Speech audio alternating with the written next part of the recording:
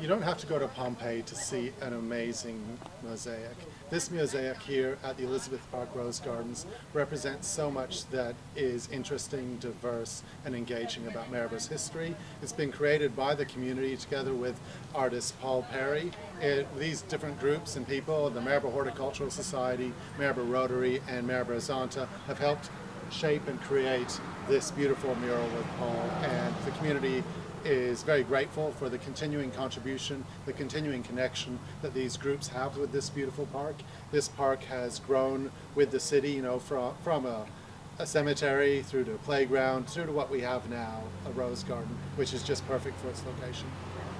This particular mosaic mural was an initiative, obviously, from the council. They approached me about building something here to honour the centenary of this rose garden. And as part of the conversations that we had as we were working through the design, we were working to try and involve different parts of the community in terms of the concepts, but also in the making of this particular mosaic. This mosaic is a mosaic that's designed with some traditional elements in place. It certainly is very much based on the actual physical design of the garden here, but it also picks up some of the historical aspects, and we use a variety of techniques from a community perspective. But this section in the middle is very traditional, smolty glass mosaics, which is very much that sort of connection back to traditional mosaics. 100 years is very typical of this sort of work in that sort of historical mosaic work. Each of these pieces has been individually hand cut. So they started off as either big slabs of glass or big slabs of ceramic or porcelain tile, and we hand cut them, shaped them, created the design to try and reflect that process. But at the same time, we also embedded a whole lot of crockery from op shops everywhere from Adelaide to Bundaberg. We found particular pieces that matched the rose garden, and we tried to honour the various contributors. For example, around the Zonta section, there's yellow roses in the rose garden and different pieces that fit together.